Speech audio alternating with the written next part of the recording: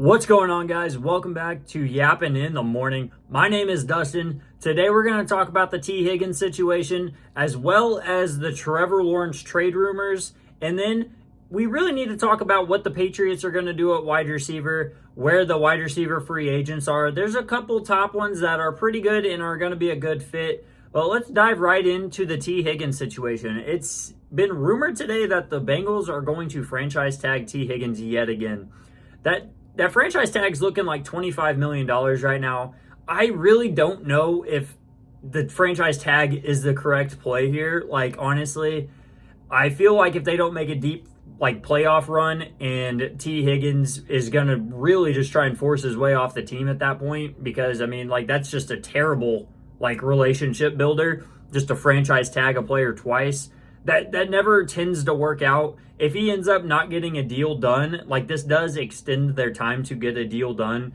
But if he doesn't get a deal done and he ends up being on the franchise tag twice, he might not even play for the 25 mil. I think he should. 25 mil for 1 year is nothing to scoff at for a wide receiver too. I mean, yes, he's a wide receiver 1 talent, but he's going to be playing the wide receiver 2 role. So 25 mil, nothing really to scoff at. That's not really a bad number. I think his AAV is probably going to look like 28, 29, 30, 31, 32. I think the Patriots were probably going to pay him 30 mil plus, so that kind of sucks for the Patriots. But like I said, if the Bengals don't make a deep playoff run, T. Higgins is still on the franchise tag next season. I just don't think this is a great move. I think it's a great move to extend their time to be able to sign him. But they need, if they want to keep him on the team, give him some respect. Just pay him, dude. It just kind of feels like one of those things. Yes, they're not going to have a lot of money, but you really need to try and make that move. If you want to keep that relationship intact, maybe throw him an offer. I don't know. Lowball him at first, if that's what it takes. Just throw him a 3-year offer if that's what it takes. But franchise tagging a player twice is never it's just not a great look. I don't know. It feels like incompetence by the GM. Whatever. The Bengals are going to bangle. I think they'll be fine. I do think they end up getting a long-term deal done by the end. So we'll see how it shapes out. I think it ends up working out for them. But who it's not going to work out for is the Patriots. The Patriots were, like I said, we're probably going to try and throw a bag at T. Higgins. But now they're looking at guys like Chris Godwin, Stephon Diggs, and DeAndre Hopkins. There are a complete list of other free agent wide receivers, but those are the top 3 that I think will probably be the best fit for the veteran guy over there to pair with Demario Douglas. I think he's going to be a good talent. He's a great talent. He gets a quarterback. I think you pair him up with one of those guys, and maybe with the 4th overall pick, you go after a guy like Tedero McMillan or even Travis Hunter if he's still at 4. So, I feel like the Patriots can still figure out their wide receiver need without absolutely going into the tank to pay for wide receivers in the free agency. I don't think DeAndre Hopkins is going to command a massive contract, same as Stephon Diggs. I think that the way they ended their, Stephon Diggs, yes, got hurt. DeAndre Hopkins started to show his age pretty bad. Chris Godwin got hurt, but before he got hurt, he was still putting up numbers. So if he can show that he is back on track, I think he would be a great fit for the Patriots. I think Brett said that on our podcast last week. Maybe not. That might just be going crazy. But I think that's a great fit. I was thinking about it a little more. Chris Godwin, veteran presence, can pair with anybody if they draft, like I said, a wide receiver 1. Pair him with Chris Godwin. Maybe we see Drake May have an absolute breakout year. I don't know. It could be fun to see, though. Hopefully they get that figured out. They have a shit ton of cap space, plenty of room to make moves. They need to be making moves. Next up, we got to talk about Trevor Lawrence. So it's been kind of tossed around in the rumor mill that the Steelers were going to try and make a trade for Trevor Lawrence. I don't know what the Steelers' plans are. I feel like they're the most interesting quarterback group to talk about because not only do they have no Russ, no Justin Fields, who are they going to sign? Which one are they going to sign? Are they going to sign any of them, or are they going to try and make a trade for somebody? Who knows, man? I think that honestly they should sign Sam Darnold. We can get into that in just a second.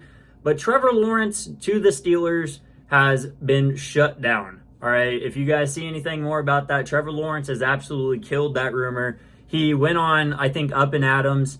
He said, I have no desire to leave Jacksonville and that he wants to win a Super Bowl in Jacksonville. So hopefully, maybe with this Liam Cohen that they can get something going. I mean, he has not had shit for head coaches his entire career. I feel like he has had a new coach every single year of his career so far. And he still had like moderate success. He hasn't been garbage like people say. He has not been that bad. He did earn himself a massive contract. We'll see how it shapes out for him. Hopefully with Liam Cohen, he could get something going and Jacksonville can get a powerhouse offense again. But until then, I don't know about that Super Bowl wish that he's wishing for Jacksonville. I really don't think so. Let's jump into the Steelers quarterback conversation here like I was trying to get into.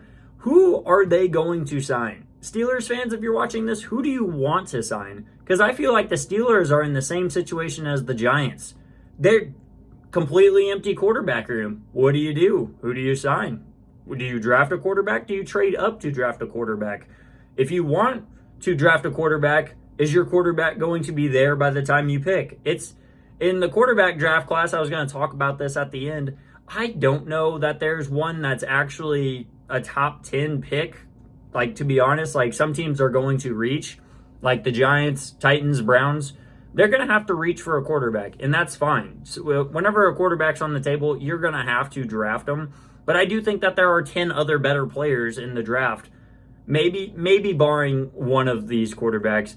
But I think that there's just like so much talent that like if you're not a Super Bowl roster, maybe you grab a different player. I don't know. I don't know what the Steelers' plans are. I think it's going to be really interesting to watch it shake out. But I think what I would do is sign Justin Fields and sign Sam Darnold because they're not in the greatest draft spot to grab a quarterback. So I don't know if you trade up and waste more capital. That just doesn't feel right to me to draft one of the top 3 guys this year. Just doesn't feel right, especially with how kind of like it isn't like last year's draft class where it's just packed with talent. You can throw a dart at the dartboard, hit a quarterback that's probably going to be a 7+ out of 10. Like it's just this isn't what like there are probably 3 hit or misses in this draft class. And then getting into the later rounds, I think maybe they sign, like I said, Justin Fields back on like maybe a 2-year deal, 30 mil AAV, then go and draft someone like Kyle McCord. Or even, I don't want to say Kyle McCord, maybe like someone with a strong arm like Curtis Rourke. I think he's going to be an interesting prospect for the Steelers to look at. I don't know, but like I said, Steelers fans, go ahead and drop in the comments. What is your guys' plan? What does the Steel Curtain want to do at quarterback? Because I know on Giants Twitter right now, nobody can agree. Nobody wants like the same quarterback. Like it's a wild place right now. So I am curious. What do you guys want to do at quarterback? If I were you guys, I would want Justin Fields. I think he still has first-round quarterback talent. Maybe give him a chance. We'll see what happens. To end the show, we're going to talk about my top 3 quarterbacks in the 2025 NFL Draft. So it has shifted in the latest. So number 1 obviously is still Cam Ward. I feel like that's like completely universally agreed on at this point. But number 2, I have Jackson Dart. I've been high on him all season. I think he has a high ceiling, dude. He's a complete passer. He's strong in the pocket. He delivers balls on time. He's a very accurate. Not as accurate as Shadir Sanders. Shadir Sanders can throw a fucking pinpoint missile 30 yards away. He just can't throw the 70-yard deep ball. Yeah, I feel like that's one where you take it and miss. But like, I think Jackson Dart, he has the arm strength. He has the talent. Sometimes he's a little hit or miss. I think he is a more refined version of Kyle McCord. And I really like Kyle McCord. I think Kyle McCord can be a dog in this draft class. And then number 3, we have Shadir Sanders. I think Shadir Sanders has the lowest floor. I don't think he has the highest ceiling, if that makes sense. I feel like he has the lowest floor. I think Shadir Sanders will be a starter in the league pretty consistently, but I think it's going to be like one of those starters who you're always arguing, like, is he top 10? is he top 10? Like, I don't think he's ever going to break into the top 5 conversation ever. I think he's going to be like ranked 15 to 10. But he is going to be a starter in the league. Like, he has the lowest floor. I think if you give him a competent O-line, Shadir Sanders can play his ass off, deliver like bullets on time. He has a great arm. Everyone's critics are saying, oh, he lacks arm talent. Doesn't lack any arm talent, trust me. He can throw a 55-yard post directly on the dime. I watched the tape. I seen the clip. It's in his bag, and he could stand in the pocket and deliver it. But Colorado's O-line did not let him have a pocket very often. I think you give him a nice offensive line, you give him a nice set of receivers, Shadir Sanders can be an absolute dog. And lastly, we're going to talk about my number 4. He jumped all the way up. Is Kyle McCord, Syracuse man himself, led the league in passing yards, led college football in passing yards. I think he is somebody that is completely slept on. His draft stock is going to skyrocket at the Combine, and I promise you that. He was the number 1 quarterback that scouts rated at the Shrine Bowl, the Senior Bowl. I don't know why people are still sleeping on him. Yes, he was absolutely not a great quarterback at Ohio State. You got to look past that stuff, man. He went to Syracuse, balled out. He beat Cam Ward head-to-head, knocked Miami out of the ACC championship game.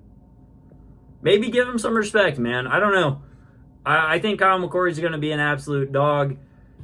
Now let's round it out with our mailbag. We only got a couple questions here. First question, we got one not about football. What should the NBA do about the All-Star break? I don't know. I feel like the NBA All-Star break is the worst All-Star break in all of sports. I don't even care to watch it.